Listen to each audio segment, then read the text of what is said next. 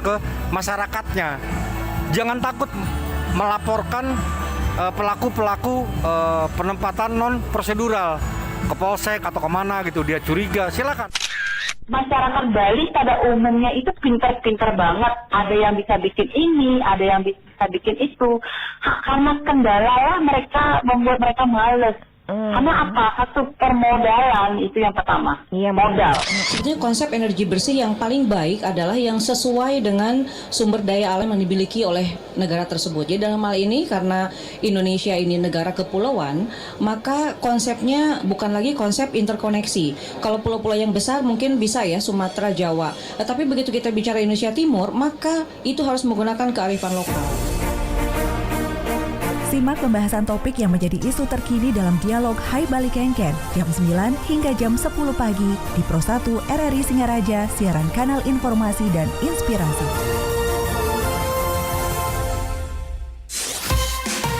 Pro 1, kanal informasi dan inspirasi.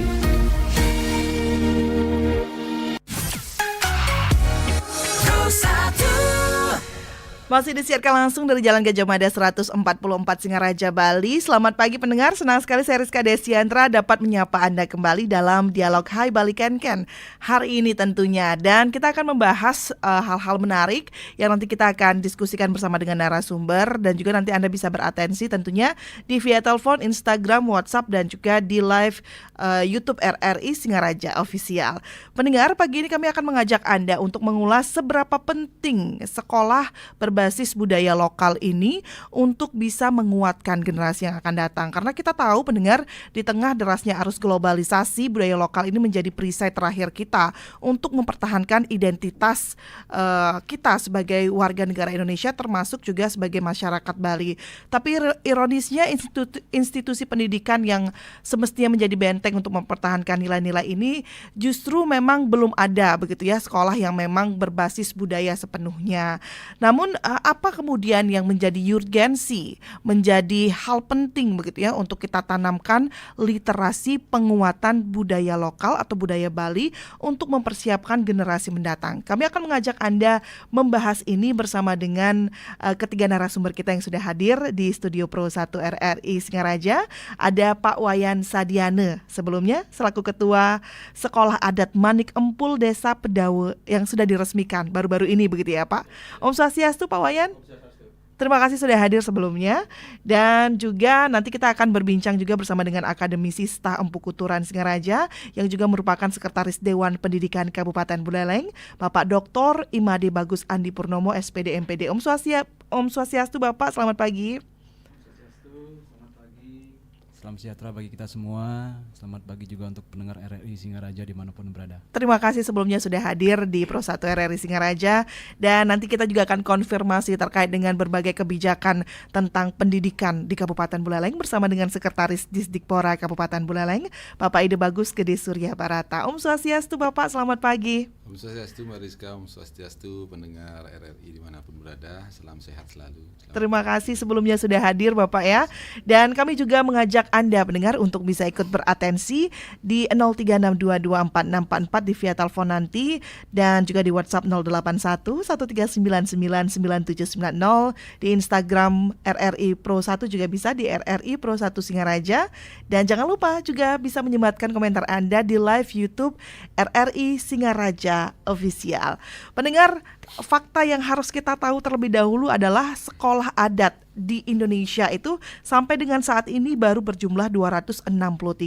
Dan di Kabupaten Buleleng, tepatnya di Desa Pedawe, ada di urutan terakhir, yaitu di 263 sekolah adat yang ada di Kabupaten Buleleng, dan ini satu-satunya di Provinsi Bali. Dan tentunya ini menjadi kontradiktif ya. Seperti yang kita tahu, Bali memiliki identitas yang sangat kental dengan budaya adat istiadatnya.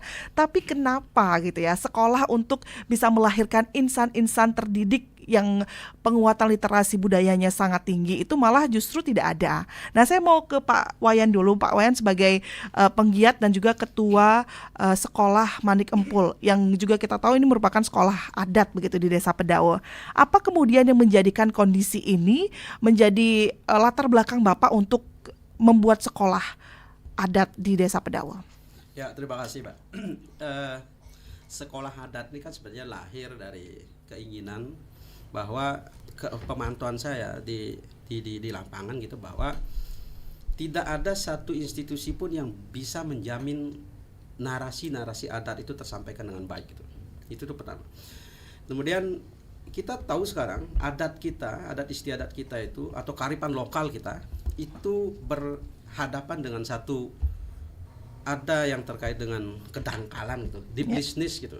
Jadi semua orang kita itu kayak kita nyaman berada di permukaan, tapi kita lupa ada kedalaman yang sebenarnya harus kita selami gitu. Nah, kemudian ada pragmatisme di sana. Nah, sehingga hal-hal semacam ini menyebabkan bahwa narasi-narasi budaya, narasi ritual, narasi adat istiadat, narasi kearifan lokal tidak pernah tersampaikan secara utuh gitu.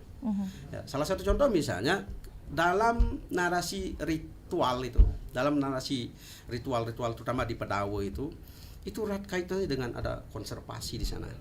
Ada pengetahuan tentang vegetasi di sana, ada konservasi air di sana, ada mitigasi bencana di sana.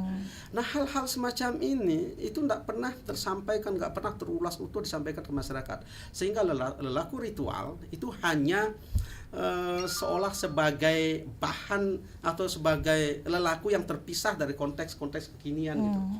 Ya, bayangkan saja misalnya di Pedawe itu ada tabu budaya namanya tidak boleh itu membangun di ulen lebah itu, ulen pangkung itu. Ini sebenarnya adalah konsepsinya kan konsepsi tentang mitigasi bencana gitu. Ya. Tetapi hal semacam ini nggak pernah disosialisasikan secara baik, hal semacam ini nggak pernah dimaknai secara baik, sehingga yang terjadi adalah ya kita pain-pain saja sekarang membiarkan.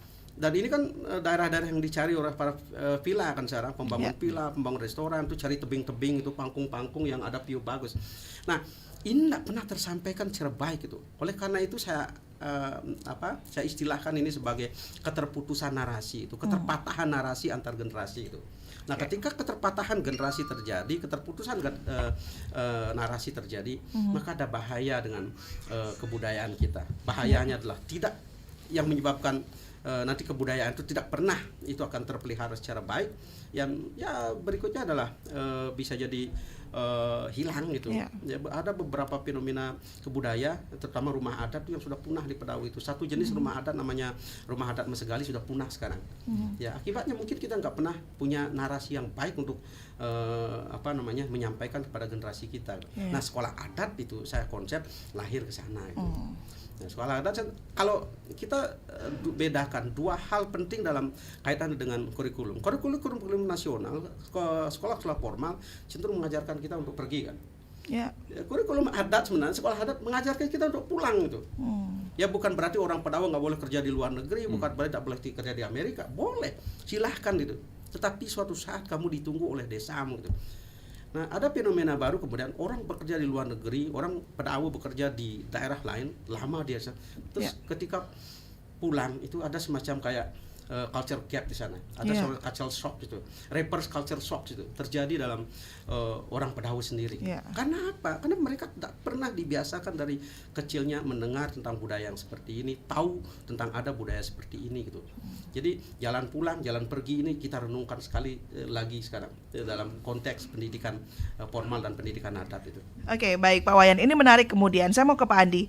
Pak Andi, kalau kita lihat bahwa tadi dari penjelasan Pak Wayan, artinya generasi kita yang mulai meninggalkan budaya itu begitu ya. Sampai-sampai kenapa sekolah ini menjadi satu pertimbangan khusus lah untuk mendirikan sekolah adat ini. Dari sudut pandang seorang akademisi, apa yang kemudian harus dilakukan agar sekolah adat ini memberikan kontribusi yang positif untuk mengingatkan para generasi mendatang ini penting, bukan hanya sebagai tambahan ataupun cadangan pengetahuan. Silakan Pak Andi. Baik, terima kasih. Pertama menarik ya bahwa kita sangat mengandalkan pariwisata di Bali sebagai sektor utama penggerak perekonomian, di mana basis utamanya adalah budaya. Tapi kemudian tidak ada sebuah lembaga yang memobilisasi sosial ya. Kalau dalam konteks pendidikan, sosiologi pendidikan ada namanya mobilitas sosial, bahwa salah satu strategi untuk kita mewujudkan pendidikan adalah memobilitas sosial ya. Nah ini menarik ya, di tengah banyaknya sekolah adat di luar Bali, tapi kemudian di Bali ini tidak terlalu terkenal ya, tidak terlalu menarik bagi masyarakat. Itu yang pertama. Yang kedua, saya menilai bahwa sekolah adat ini positif karena apa? Dia menjadi bagian dari literasi budaya. Literasi budaya Bali yang menjadi topik kita pada pagi hari ini. Kita pahami bahwa literasi budaya itu adalah bagaimana kemampuan peserta didik ya, masyarakat ya, generasi muda untuk memahami norma, nilai dan tradisi budaya. Nah itu tentu ini akan relevan, ini akan terkait dengan bagaimana kemudian keadaan tingkat literasi kita. Literasi kita, kalau kita berbicara literasi numerasi, kalau misalnya kita ambil data VISA misalnya, Human Development Index-nya mengenai pembangunan manusia, kalau misalnya PISA aja satu ya, kita di 72 dari 79 negara. Ini kan sangat miris sebenarnya. Bukan, literasi kan berbeda dengan membaca, Pak Sekdes ya.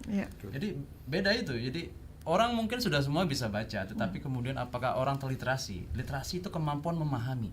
Nah, kemudian apakah pendidikan kita sudah mengandung konteks literasi budaya? Saya kira sudah. Hanya saja mungkin implementasinya yang saya sepakat ya, bahwa kita masih di permukaan. Belum deeply, belum mendalam ya. Kalau kita berbicara misalnya kurikulum Merdeka, sangat ditingkatkan adanya pembelajaran kontekstualitas ya. Bagaimana pembelajaran berbasis kontekstual mengaitkan mengenai teks dan konteks ya. Dia diarahkan untuk memahami bagaimana kultur budaya setempat ya, termasuk misalnya profil pelajar Pancasilanya.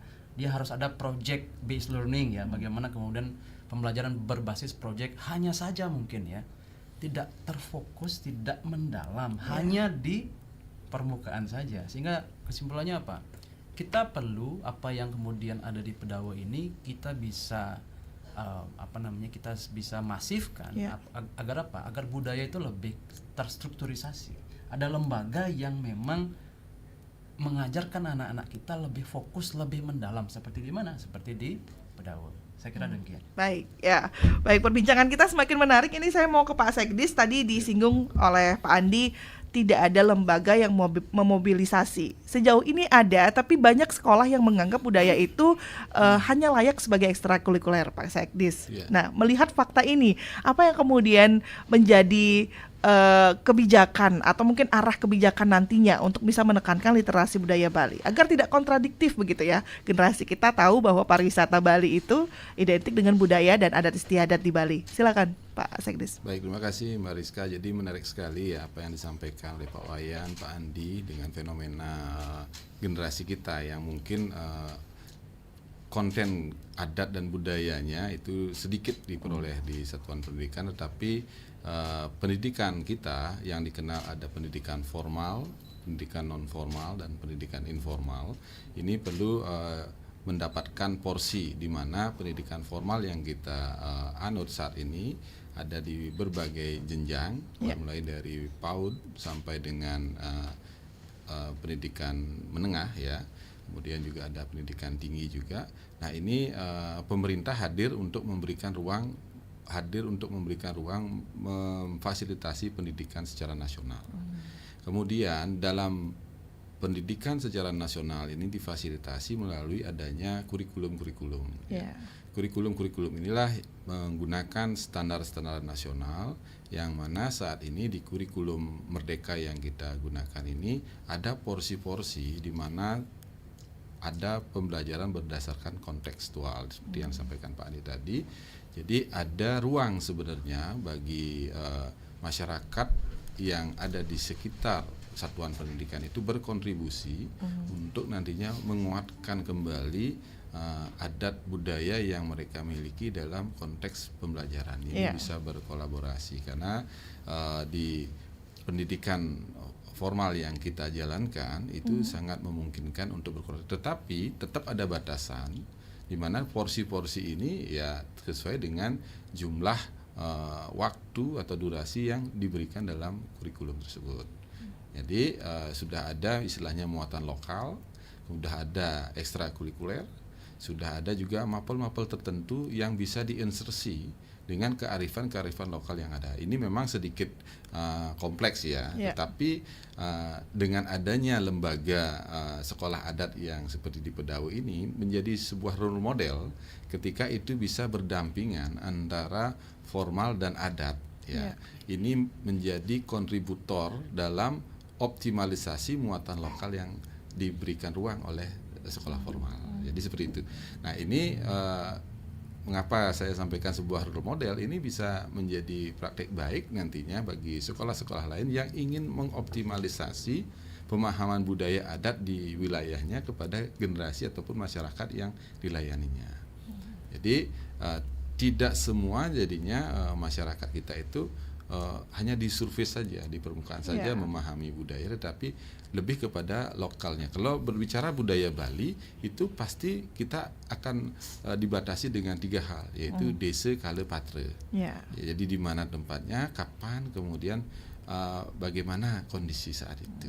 Jadi ini juga sejalan dengan filsafat Ki Hajar Dewantara yang dianut dalam pendidikan nasional, yaitu kodrat alam dan kodrat zaman. Nah, kalau ini kita bisa kolaborasikan dan juga ada yang mengelaborasi, tentunya ini akan menjadi kekuatan kita mengantarkan generasi kita untuk nantinya think globally, act locally.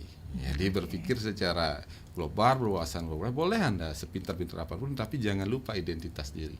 Ini sangat kuat sekali nanti membangun generasi kita tidak melupakan jati dirinya, tetapi tetap melakukan adaptasi, kemudian melakukan penyesuaian-penyesuaian dengan perubahan-perubahan zaman yang ada. Jadi sekolah yang saat ini kita lakukan atau kita selenggarakan itu sudah mengakomodir ruang itu, tetapi tentunya tidak optimal. Karena ada standar yang harus kita ikuti, yaitu standar nasional pendidikan. Itu yang kita jadikan pakem. Tapi jadi ruang ini kembali kepada fungsi dari trisentra pendidikan, Bu. Trisentra pendidikan ada di situ, ada sekolah, ada keluarga, ada masyarakat. Nah, di sini yang ditunjukkan oleh Pak Wayan ini adalah peran masyarakat, peran keluarga untuk bisa nantinya menciptakan generasi. Sebenarnya goalnya sama, yaitu mewujudkan profil pelajar Pancasila. Ya, satu indikatornya ini dimensinya adalah dimensi ada berkebinekaan, ada berpikiran globalnya, global thinking, ada critical thinkingnya di sana, ada di situ semua. Jadi ini sangat bisa kita adaptasi, kemudian juga dijadikan model oleh sekolah-sekolah lain yang kebetulan memiliki identitas budaya yang sudah diketemukan dan ada pengampu budaya yang mengawal itu. Jadi itu yang bahasanya narasi yang tidak terputus tadi, sepakat yang bahwa ada tokoh-tokoh yang mau untuk mengawal ini, sehingga sekolah sangat welcome nantinya bisa melakukan hal-hal yang sesuai dengan pakem-pakem yang ada di wilayah. Baik, sudah mendapat sambutan baik Pak Wayan, sekolah sangat welcome. Apakah nantinya bisa sekolah adat nih mungkin ini bisa menjadi percontohan juga untuk desa-desa lain, mungkin ada juga sekolah adat yang bisa jalan beriringan dengan sekolah-sekolah formal yang ada di daerah-daerah, Pak Wayan? Oke, terima kasih. Sangat bisa. Makanya kenapa dalam launching sekolah adat kemarin itu saya undang semua sekolah, kepala-kepala sekolahnya, kepala sekolah SD, kepala sekolah yang ada di Pedawo tentunya ya, kepala sekolah SD, kepala sekolah SMP itu saya undang, dan jelas pada waktu saya katakan Bapak Ibu kita bisa bersinergi itu. Ketika jeda semester panggil kami akan datang ke sekolah mensosialisasikan atau memaparkan bahwa Pedawo punya hal semacam ini gitu. Ketika ada proyek P5, proyek penguatan profil Pancasila itu, panggil kami kita bisa berkolaborasi membuat proyek-proyek yang terkait dengan budaya kita. Ya, ada 33 jenis air yang kita bisa gunakan sebagai proyek itu. Ya, 33 jenis air dalam ritual budaya Pedawo yang kita gunakan sebagai proyek. Ya, seorang anak SMP dia nanti bisa bercerita bahwa ini namanya air cap-capan cemer digunakan untuk upacara ini itu. Dan jelas sebenarnya dalam ketika dia melakukan proyek itu dia mendapatkan satu poin penting adalah saya harus jaga air ini karena ini penting dalam ritual Pedawo, karena ini penting dalam lelaku orang Pedawo gitu. Dan itu nggak mungkin tergantikan gitu. Anggaplah misalnya negara ini begitu maju bisa menyuling air laut kemudian menjadi air yang bisa diminum, tapi dia tidak akan berterima sebagai sarana ritual upacara gitu. Itu kan masalah kita kan di sana itu nggak segampang itu bahwa kita melakukan satu pendekatan baru kemudian bisa menyelesaikan masalah, tidak itu. Oleh karena itu sebenarnya orang Pedawe itu sudah punya solving problemnya sendiri, sudah punya itu dalam konsep terkait dengan itu. Jadi kembali kepada pertanyaan tadi, sangat bisa ya kolaborasi kita dimungkinkan tuh. Jatah sekolah, proyek P5 itu sekolah adat Mane Impul siap untuk berkolaborasi dengan mereka itu, dengan sekolah-sekolah itu. Ya, baik. Nah, dengan kolaborasi ini, saya mau ke Pak Andi kembali lagi. Dibutuhkan tadi pendalaman ya Pak Andi ya, untuk bisa kembali menguatkan literasi di dalam diri masing-masing generasi yang akan datang ini. Apa yang harus dilakukan untuk pendalaman ini? Apakah cukup dengan kolaborasi atau mungkin ada ruang-ruang lain yang dibutuhkan untuk pendalaman tentang literasi budaya kita yang kita miliki, Pak Andi? Saya menarik dengan konteks kolaborasi, di mana itu akan mampu menginterkonektivitaskan, artinya menghubungkan ya satu struktur dengan struktur lain. Ketika kita berbicara struktur formal sekolah, maka di satu wilayah maka dia akan dekat dengan struktur adat. Saya kira di setiap desa adat di Bali punya struktur itu. Ya, kalau kita berbicara struktur adat, maka dia akan ada, kalau yang sudah formal sesuai dengan Perda Adat 4 tahun 2019 yang mengatur mengenai adat di Bali, ada yang konteks pasraman ya. Kalau kita berbicara kultur budaya sebagai sebuah warisan di Bali kan sangat dekat sebenarnya dengan agama. Ya, kalau kita berbicara budaya Bali, jiwanya, soulnya itu kan agama Hindu. Nah, sebenarnya pembelajaran berbasis pasraman itu tidak ansih hanya berbicara agama, tetapi di sana ada kandungan konten adatnya. Nah, disinilah pentingnya kolaborasi. Saya kira kalau misalnya di Pedawe sudah ada sekolah adat, luar biasa, kan bisa berkolaborasi sekolah di sana dengan sekolah adat. Tetapi kalau kalau di daerah lain yang pasti ada adalah pasraman. Nah, ini jangan kemudian saya kritik juga pasraman-pasraman yang hanya dilaksanakan selama 2 hari, 3 hari hanya untuk mengejar laporan pertanggungjawaban saja, ya. Dengan anggaran, kalau nggak salah anggaran pasraman itu 20 juta per tahun, ya. Kalau di sana pakai 20 juta bisa dapat banyak kegiatan, Pak. Pak Wayan. Nah, ini kan, jadi dibuatkan model struktur pengajarannya berkolaborasi dengan sekolah formal, ya. Jadi jangan juga desa adat, ini kita berpikir terbuka saja ya. Kami kan dari akademisi akan memotret secara akademis, secara saintifik ya, bahwa data kita, bahwa apalagi saya meneliti banyak mengenai pasraman, itu yang di desa adat ini belum terkelola secara maksimal. Diperlukan sebuah struktur, ya, diperlukan sebuah pengaturan yang lebih komprehensif bagaimana kemudian dia bisa terkonektivitaskan, ya, terkoneksi, terhubung dengan sekolah formal, ya. Sore misalnya di formal kan sekolah pagi sampai siang. Mungkin di hari Sabtu atau Minggu ya pas bisa mungkin setiap minggu bisa dilaksanakan, ya. Dimana anak-anak diajarkan, misalnya kalau kita berbicara struktur budaya Bali, misalnya pelajaran bahasa Bali yang lebih maksimal, karena kan di sekolah sekarang dia masuk muatan lokal kalau nggak salah ya, bukan lagi pembelajaran bahasa Bali lagi kan, di sana dikuatkan lagi kemudian pembelajaran berbasis tradisi, ya. Tari kah misalnya, tabuh. Kalau kita berbicara tari dan tabuh sebagai sebuah penguatan, di sana kan juga ada konten penguatan karakter. Kalau kita berbicara fungsi pendidikan kan ada namanya fungsi laten pendidikan. Di sana fungsi yang lebih mendasar. Salah satunya selain memberikan pengetahuan keterampilan juga adalah membentuk karakter. Jadi sekolah tidak bisa maksimal hanya mengandalkan sekolah saja, nggak bisa. Harus ada supporting dari keluarga dan masyarakat. Di mana masyarakat bisa berperan, ya di pasraman itu salah satunya. Saya kira demikian. Ya, baik. Nah, ada beberapa fakta juga yang kita ketahui bahwa memang pengelolaannya belum baik, artinya kan teknisnya masih belum berjalan dengan baik ya Pak ya, untuk bisa ini. Nah, bagaimana kemudian Dinas melihat teknis yang memang belum terkelola dengan baik nih? Akankah mungkin ke depan akan ada moderasi dari Dinas Pendidikan misalnya dengan desa adat untuk bisa membuat teknis dan sistem yang mumpuni untuk bisa membuat ruang yang ruangnya proporsional lah untuk pembelajaran adat budaya, pendidikan berbasis budaya Bali ini. Silakan Pak. Baik, terima kasih. Jadi apa yang disampaikan tadi memang ruang itu memang sudah ada sebenarnya, Mbak Rizka. Tetapi kembali ke kesempatan kepada masyarakat kita, terutama di mana sekolah itu berada, kemudian masyarakat yang dilayani seperti apa, kita akan mencoba mencari ataupun menemukan pola-pola yang bisa mereka gunakan sebagai model. Saya tetap berpatu pada role model yang ada. Contoh misalnya kalau di Pedau sudah seperti itu, yang rasa kondisi iklim atau ekosistem pendidikannya akan menjadi lebih baik sekali. Mengapa? Karena sudah ada kesiapan. Yang tadi yang bilang itu ada trisentranya sudah berfungsi. Banyak sekolah sekarang itu mengajukan permohonan untuk 5 hari sekolah. Artinya 5 hari sekolah berarti mereka di sekolah formal itu ada 5 hari kerja. Nah 1 hari di hari Sabtu misalnya itu apa yang harus dilakukan? Kalau orang tua mungkin bekerja lelah istirahat, tetapi anak-anak kan powernya masih untuk sering mencari jati diri. Kalau ini di ruang ini dimanfaatkan untuk adat masuk melalui pakem-pakem yang ada, toh juga anak-anak itu adalah anak-anak kita yang ada di wilayah itu. Ini penguatan sangat terbuka sekali. Kalau ini dilirik, jadilah sebuah kolaborasi yang apik lah kalau saya lihat antara penguatan dari sisi keluarnya nanti seperti disampaikan Pak Wayan tadi, penguatan dari sisi jalan pulangnya nanti gitu. Jadi anak-anak ini akan memiliki karakter di samping memiliki kecerdasan yang mereka harus miliki untuk survival. Tidak hanya bertahan dari sisi belajar bertahan dari sisi zaman, tetapi juga bisa bertahan dari sisi jati diri. Nah ini sangat bisa kita.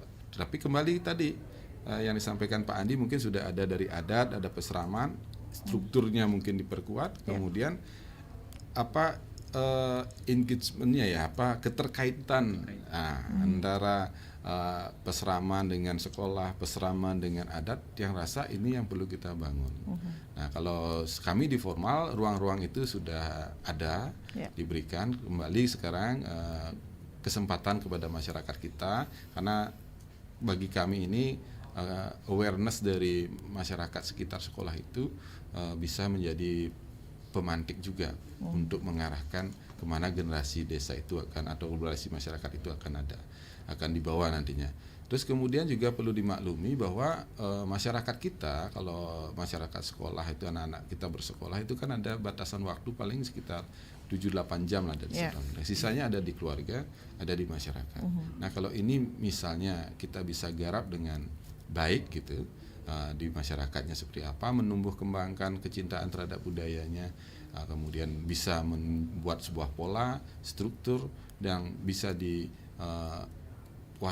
oleh generasi kita, tentunya mereka akan lebih siap. Contoh misalnya ada di situ ada pengenalan, tadi menarik sekali, pengenalan kearifan-kearifan lokal yang ada, pengenalan ritus-ritus yang ada, dan dibuatkan kurikulum sedemikian kapan mereka harus mengenal fase-fase itu, yang rasa akan sangat bisa mumpuni nih masyarakat kita dengan kearifan lokalnya juga dengan kondisi untuk kesiapan globalnya gitu. Jadi seperti itu.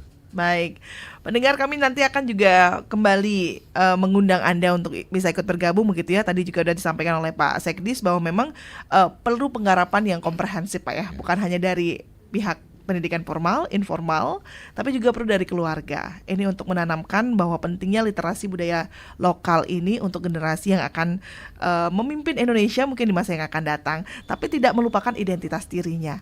Kita akan sapa pendengar, sudah ada yang bergabung, pendengar kita di via telepon di 24644. Selamat pagi RRI. Halo, selamat pagi RRI.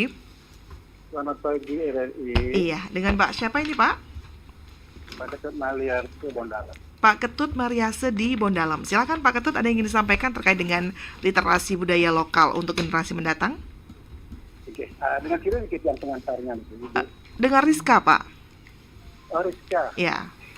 Rizka Desyandara. Iya, silakan Pak. Yes, Suksema dan Om Swastiastu, para narasumber. Om Swastiastu. Pak Wayan, kemudian juga Pak Sekdis Pendidikan, kemudian Bapak Sekretaris Dewan Pendidikan yang kami hormati. Mendengar pembicaraan tadi tentang literasi budaya, memang Bali dari dulu belum pernah punya sekolah adat seperti yang didirikan sekarang oleh Pak Wayan di Pedau.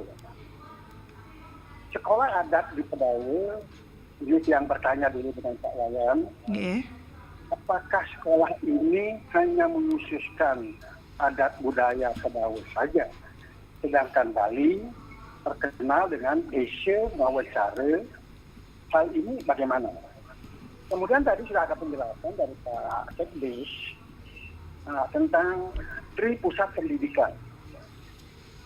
Tri Pusat Pendidikan kalau benar dilaksanakan filsafatnya Ki Hajar Dewantara, pendidikan keluarga atau rumah tangga, pendidikan sekolah yang seperti sekolah formal atau sekolah-sekolah apa, lalu pendidikan masyarakat, lingkungan atau media, kalau ini benar-benar dilaksanakan tentang hal-hal berkaitan dengan budaya, saya yakin tidak akan sulit. Kenapa demikian? Karena itu berkaitan.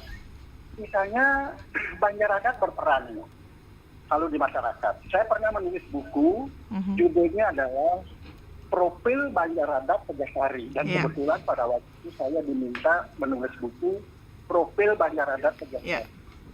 Di dalam profil itu, saya canangkan bahwa fungsi Banjar Adat Tegasari, fungsi musyawarah mufakat untuk sangka, fungsi religius tentang keagamaan Hindu, fungsi pengembangan dan pelestarian budaya atau adat Bali, fungsi didaktis pendidikan, fungsi sosial ekonomi, fungsi pemeliharaan lingkungan, fungsi pendukung ketatanegaraan kepemerintahan, kemudian yang terakhir fungsi pengembangan para yawana.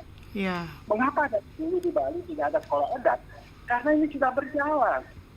Masyarakat adat, Banjar Adat itu membina pada para yawananya sehingga adat ini sudah berjalan dengan baik. Apalagi Bali dari dulu dikenal Bali pariwisata budaya. Khususnya budaya adat Bali. Sehingga ada dulu komen ajak Bali. Itu luar biasa. Nah, dengan berdirinya sekolah ini, saya berikan apresiasi positif, tetapi ingat, desa mau cara itu sendiri. Nah, itu yang saya sampaikan. Luar biasa penjelasan Pak Sekdes tadi, luar biasa, saya amati dengan baik. Dewan Pendidikan juga baik sekali, Pak, apalagi Pak Wayan. Nah, inilah yang saya membuat bangga sekarang. Adanya mudah-mudahan sebagai role model. Tapi ingat, budaya Bali adalah desa mau cari. Baik, Pak Mariase, terima kasih Pak Mariase. Kami sudah mendapatkan poin yang ingin Bapak sampaikan. Kita berikan kesempatan yang lain juga ya Pak. Terima kasih Pak Mariase di Bondalam sudah ikut beratensi di 24644 ya. Sudah menyampaikan beberapa poin-poin yang menjadi concern beliau begitu ya, terkait dengan adanya sekolah adat di Pedawa. Apakah ini hanya untuk di Desa Pedawa saja atau mengcover semua budaya di Bali?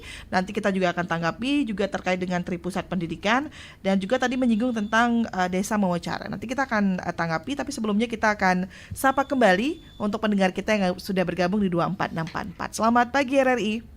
Selamat pagi RRI. Iya, selamat pagi dengan Bapak Narde.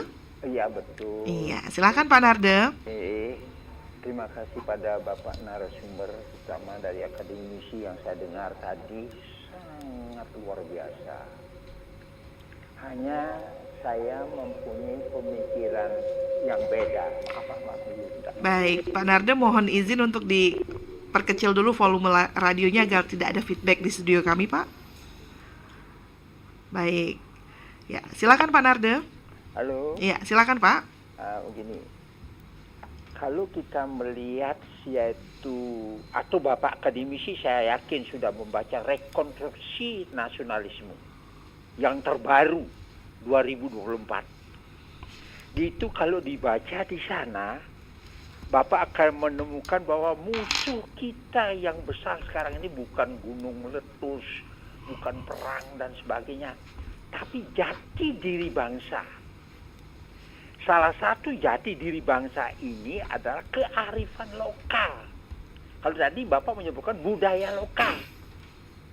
Nah, bertitik tolak dari hal itu, maka dari itu sebagaimana tadi Bapak katakan akan yaitu menjadikan dasar untuk pendidikan dari PAUD sampai dengan perguruan tinggi. Kenapa budaya lokalnya? Kenapa tidak kearifan lokalnya? yang dicari dan digali. Karena kearifan lokal itu, yang yaitu local wisdom itu, di sana perlu dipahami gagasan-gagasan setempat dari daerah tersebut seperti tadi bakarakan Pedawe. Itu gagasannya itu di sana, hal-hal yang perlu digali. Itu kearifan lokal, budaya lokal, bukan kearifan lokal. Maka dari itu saya saran ini Pak, kalau tadi Bapak bicara yaitu budaya lokal, kalau saya setelah membaca buku Rekonstruksi Nasionalisme, itu disebut kearifan lokal, local wisdom. Baik. Terima kasih. Baik, terima kasih Pak Narde ya atas atensinya di 24644 juga menyoroti tentang adanya budaya lokal dan juga kearifan lokal ini. Yang mana yang lebih penting untuk kita kuatkan begitu ya. Nanti kita akan tanggapi.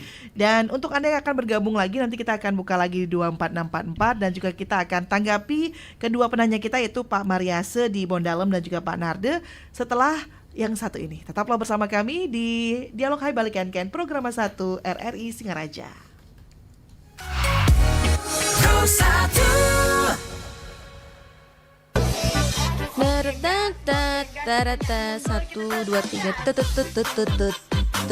Rin, joget kau yang betul lah. Masa kayak gitu? Salah itu. Ih, aku nggak bisa joget kayak gini. Terus kau bisanya apa? Ayolah, biar FYP konten kita. Ya aku bisanya nari tarian daerah loh. Halah, tarian daerah nggak akan FYP itu. Mending joget yang udah viral ini aja. Sok tahu kau. Selain hiburan, banyak kok konten edukasi di TikTok. Ya udah, kau buatlah konten edukasi kau itu. Males pun aku. Dina, konten aku FYP. Ternyata banyak juga yang suka sama tarian daerah. Walaupun mereka nggak bisa ngikutinya, setidaknya mereka dapat informasi tentang ragam khas tarian daerah kita. Iya juga ya Rin, aku buat juga ah. RRI Digital, nikmati kemudahan interaksi, partisipasi, dan kolaborasi dengan RRI Digital. Interaksi, dengar dan saksikan siaran langsung kami, daftarkan akun Anda, dan mulailah berinteraksi di setiap program dan konten kami.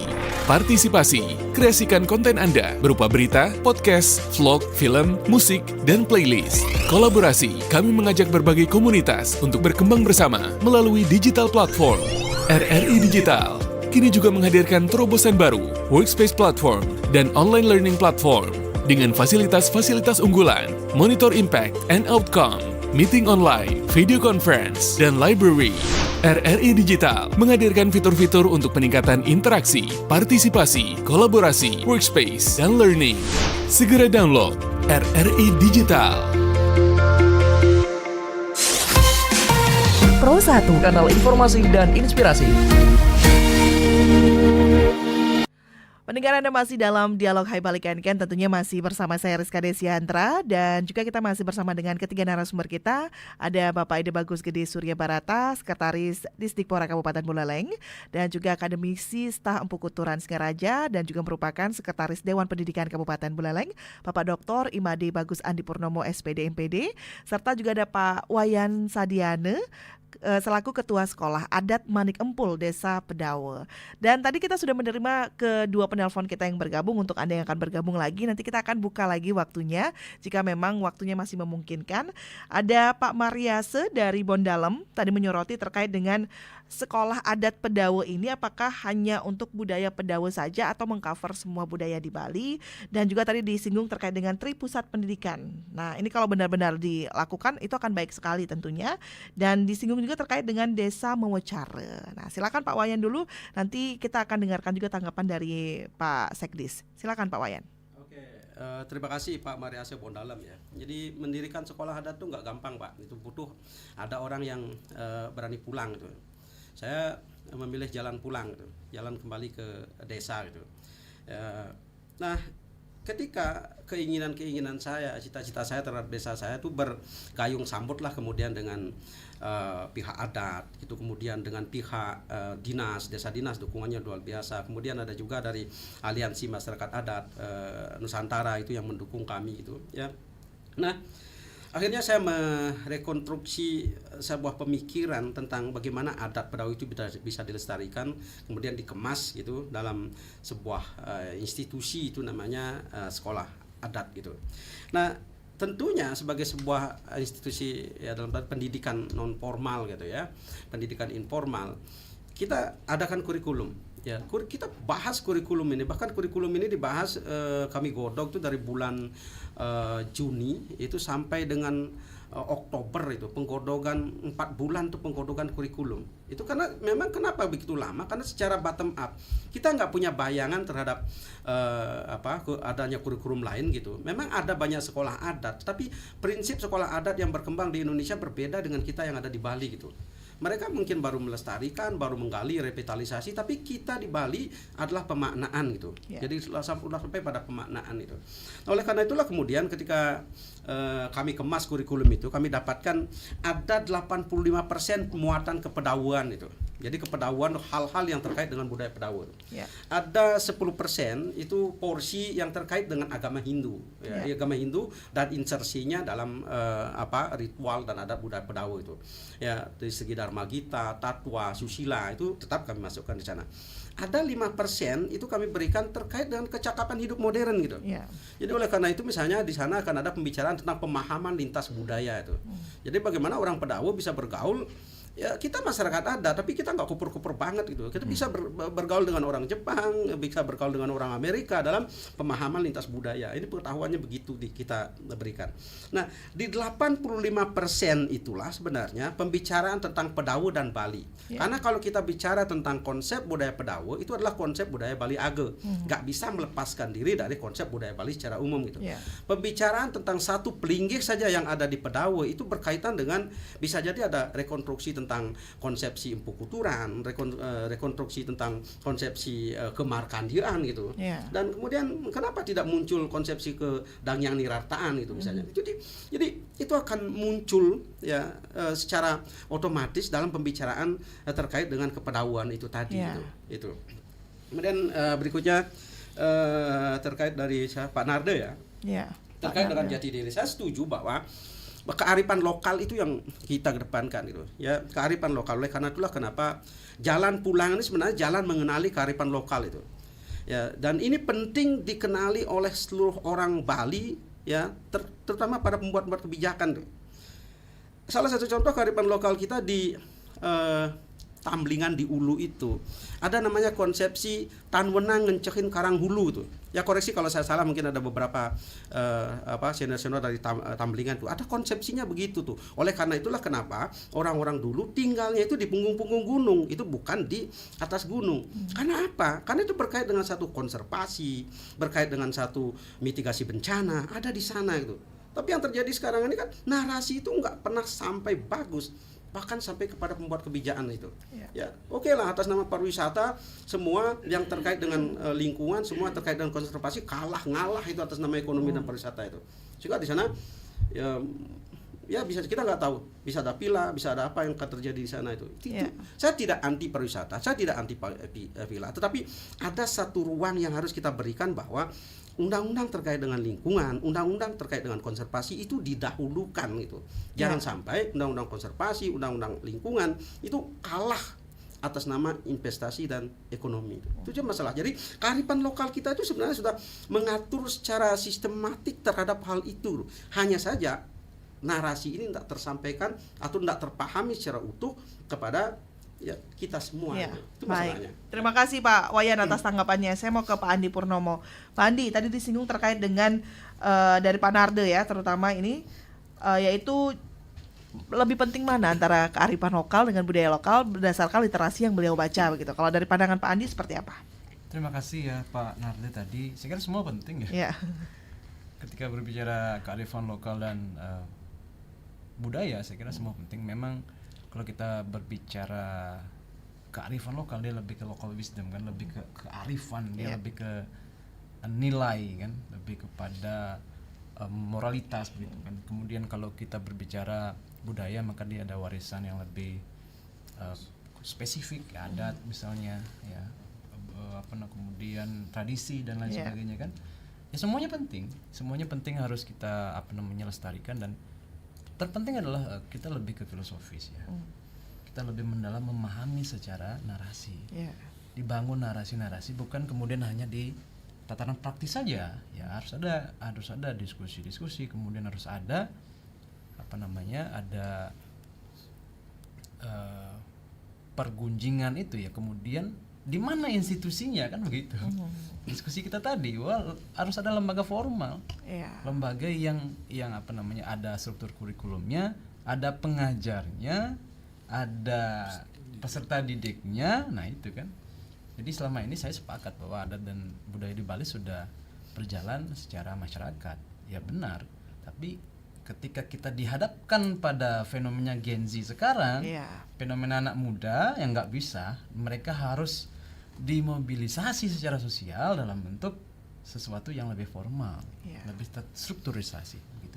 Baik, terima kasih Pak Andi atas tanggapannya. Pak Sekdis, bisa ditanggapi terkait dengan Tripusat Pendidikan toh. Tadi juga sudah disinggung oleh Pak Andi bahwa memang kalau budaya itu sudah menyatu dengan masyarakat kita. Kenapa kemudian masyarakat tadi disinggung juga oleh Pak Wayan tidak ingin belajar itu secara lebih dalam begitu ya, tapi memang sudah menyatu dengan mereka. Tapi ternyata faktanya saat ini kan tidak begitu dengan perkembangan yang ada, globalisasi, generasi yang berkembang sampai Gen Z begitu. Nah, ini bagaimana kemudian Pak Sekdis melihat ini? Betul. Jadi disinilah peran masing-masing harus ada yang mengambil peran. Seperti tadi yang dibilang Pak Wayan itu, beliau harus memilih jalan pulang. Nah, ini kan peran masyarakat. Nah, seperti apa kan gitu. Jadi ada memang masyarakat itu harus memiliki sebuah kontribusi terhadap kondisi di mana mereka harus berkontribusi. Kalau ada pilihan-pilihan seperti itu, kemudian juga ada ruang yang diberikan oleh struktur adat, struktur budaya yang ada di wilayah itu bisa dimanfaatkan dengan baik. Saya sangat sepakat dengan Dese Mawacara tadi, memang tidak bisa semua sama, tetapi ada unsur yang harus ada di setiap, misalnya kalau kita mau membicarakan lembaga pendidikan, seperti yang disampaikan Pak Andi itu, ada di situ ada kurikulum, ada guru atau pengajar, ada peserta didik. Kalau misalnya Desa Pekraman kita jadikan sebuah institusi untuk belajar adat, kita pastikan ada enggak kurikulumnya seperti apa, seperti yang disampaikan Pak Wayan tadi di adat itu, siapa yang akan mengajarkan, kemudian siapa yang ada. Nah, dari segmentasi peserta didiknya pun sudah dipetakan juga. Kalau yang rari itu seperti apa, kalau yang detrune seperti apa, kalau yang advance lah yang sudah menginjak dewasa seperti apa. Ini diberikan, itu sudah diatur ke dalam kurikulum itu. Nah, ini yang perlu kita sikapi. Kalau tadi menarik sekali Pak siapa namanya, Pak Mariase ya, Pak Mariase. Beliau sudah menjalankan fungsi-fungsi itu, sudah menginventarisir dan sudah membukukan, dan ini tinggal sekarang siapa yang akan melakukan. Nah, ini jadi berkolaborasilah dengan pendidikan formal yang ada. Jadi konten-konten lokal itu bisa didapatkan dari adat, kemudian konten-konten formal secara standar nasional bisa dapat di pendidikan formal. Yang rasa ini sebuah hal yang sangat bagus sekali Mbak Rizka untuk bisa kita sikapi bersama, bahwa ke depan dengan ini misalnya kuat, kita optimis Pak, kita akan cerdas dan berkarakter generasi-generasi kita seperti itu. Nah, dari semua yang memang menjadi perhatian pendengar kita, itu kemudian muncul pertanyaan begini Pak Sekdis, mungkin nggak mendidik generasi-generasi global kita, generasi-generasi yang ada saat ini dengan nilai-nilai lokal? Sangat-sangat mungkin, karena ruang itu sebenarnya di kurikulum Merdeka yang kita laksanakan itu sudah ada. Mbak Rizka bisa lihat anak-anak kita sangat happy sekali ketika mereka nabuh, kemudian mereka diberikan kesempatan untuk menampilkan apa yang mereka, potensi yang mereka miliki, dan itu tidak hanya terfokus di satu titik misalnya di daerah perkotaan, tetapi di desa-desa juga sudah muncul dengan proyek P5 ini, mereka terasa punya panggung untuk bisa menampilkan apa yang mereka miliki. Ini biar tidak kebablasan perlu juga dikawal. Mengawalnya seperti apa? Yaitu kearifan lokal itu. Kearifan lokal yang dimaksud nilai-nilai itu harus sesuai dengan nilai konteks itu. Jangan mengadopsi, apalagi ya boleh mengadaptasi, harusnya diadaptasi, bukan mengadopsi apa di situ ada A, di sini harus ada A, tidak seperti itu. Tetapi mengadaptasi apa, di situ bagusnya itu, di sini kita dengan konteks itu ternyata bisa. Salah satu hal misalnya konservasi. Konservasi ini kan ada namanya di dimensi profil pelajar Pancasila itu gaya hidup berkelanjutan. Bagaimana kita mempertahankan eksistensi. Apakah itu wilayah kalau di Trihita karena eksistensi kita dengan Tuhan, dengan sesama dan dengan lingkungan, itu bagian dari itu sebenarnya implementasi. Nah, itu yang kita coba bisa kolaborasikan kembali lah gitu. Yang rasa luar biasa nih. Perlu dikawal ya Pak Sekdis perlu dikawal, perlu ada orang yang mau terjun langsung dan kembali pulang begitu. Pak Andi, saya mau ke Pak Andi kembali. Pak Andi, ini perlu dikawal begitu. Sejauh ini kan sebenarnya sudah ada begitu. Apakah pengawalannya kurang atau ini hanya sekedar formalitas kalau dari sudut pandang Pak Andi? Ya, saya kira perlu konektivitas saja. Perlu kemudian semuanya saling berkomunikasi, saling berkolaborasi. Masalah yang selama ini terjadi adalah kita berupaya bergerak sendiri gitu. Jadi ada upaya untuk hanya fokus pada program sendiri tanpa kemudian ingin berkolaborasi. Nah, kalau zaman sekarang kan tidak penting lagi kemudian untuk kita maju sendiri, harus maju secara bersama-sama dan berkolaborasi secara bersama-sama. Ini juga dalam konteks pendidikan juga penting ya.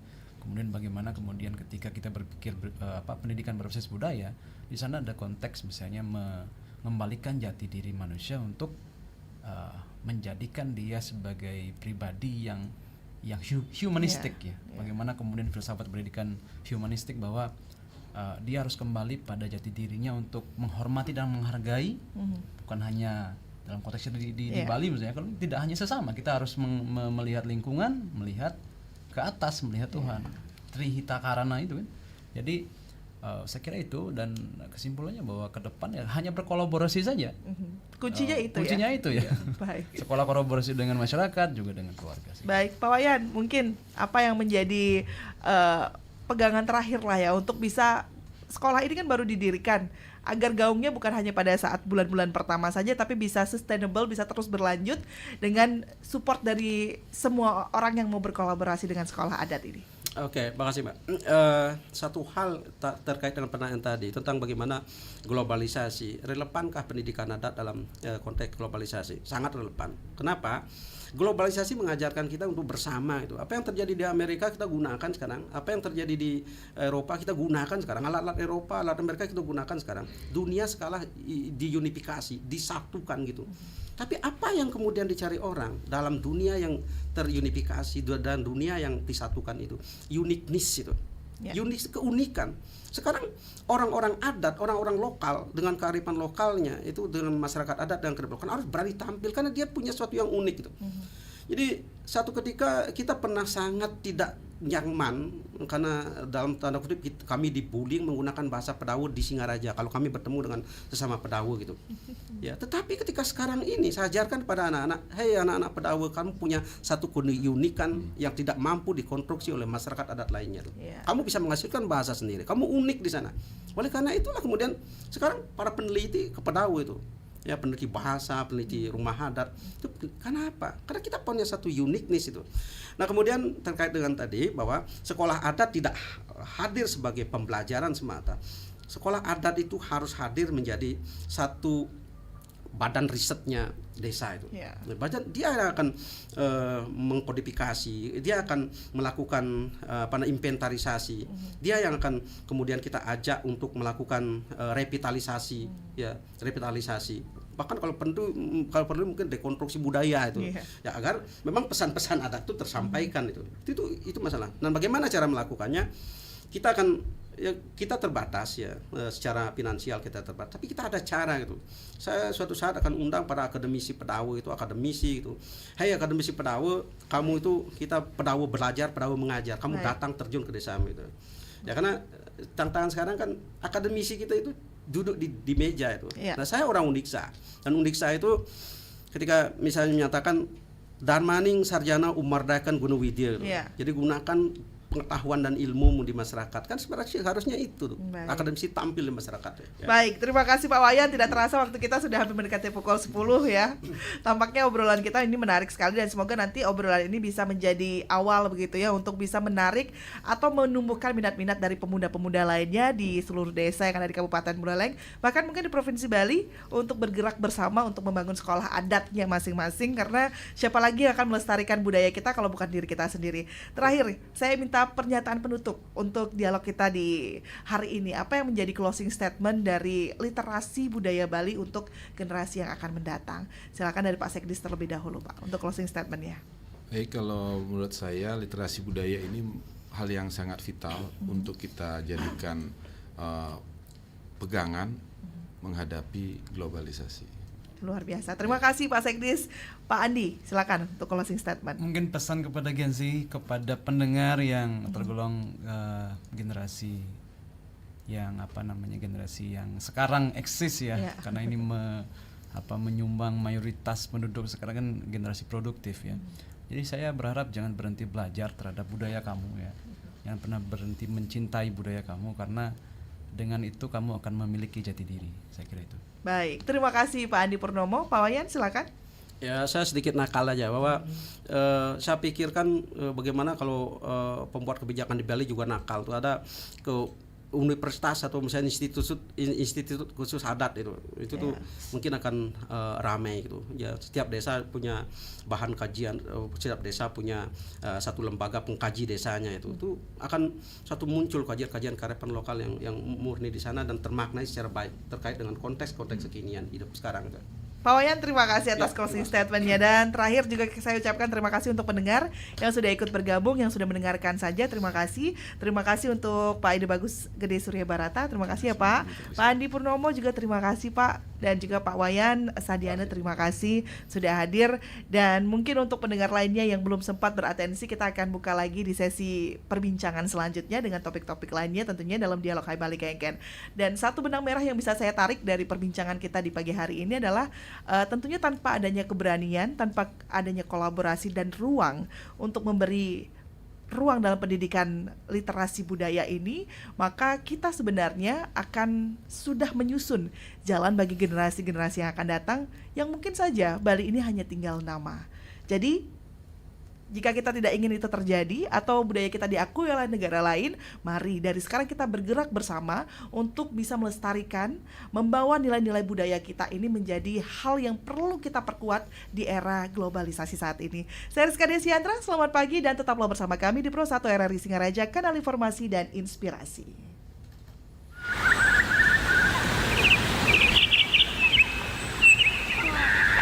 Iya, yang ini apa